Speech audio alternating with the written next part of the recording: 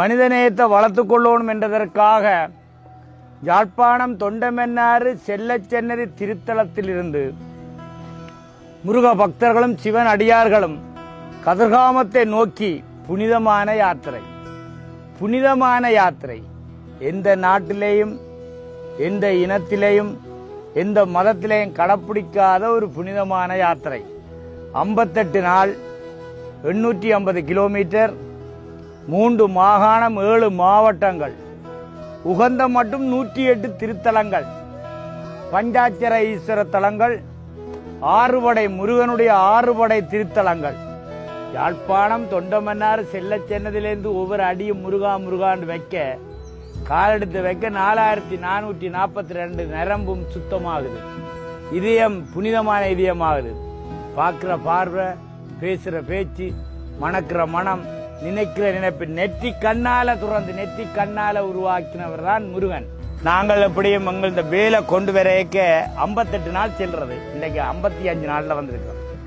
திருத்தலங்களை எல்லாம் சந்திச்சு நாங்கள் இந்த வேல் போல் கொண்டு ஒவ்வொரு திருத்தலங்களும் வர அந்த நாட்டு மக்கள் ஞானம் பெற்று கல்வியில நோயற்ற வாழ்வு, குறைவற்ற செல்வத்தோடு வாழ்றார். இந்த யாத்திரை வரைக்கையும் எத்தனையோ வடிவங்கள்ல முருகன் கிழவன், கிழவி, குழந்தை, பிச்சை எடுக்கிற ஆள் மாதிரி, இயலாதவர் மாதிரி எல்லாம் வரைக்க இறைவன் எங்களை சோதிச்சிருக்கிறார். நிறைய வளங்கள் பாவம் செய்துட்டு யாத்திரை வராதிங்க.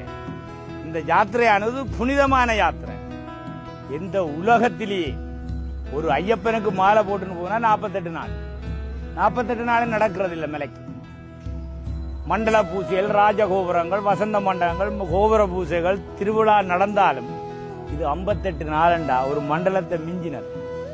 எத்தனையோ குழந்தைகள் கருவறையில் இருக்கிற கருவோடையே குழந்தைகளோட வருகிறார். முருகன் எத்தனை குழந்தைகளை உருவாக்கி இருக்கிறார். அதானே வேல் வடிவத்தில் உருவாகிறார் என்றால் உலகத்தில கையெடுத்து கும்புற மதமும் எங்களுடைய மதம். கஷ்டப்பட்டு வணங்குற மதம் இல்ல. வேலோட வாராண்டா அங்கங்க எல்லாம் விதைக்கப்படுது.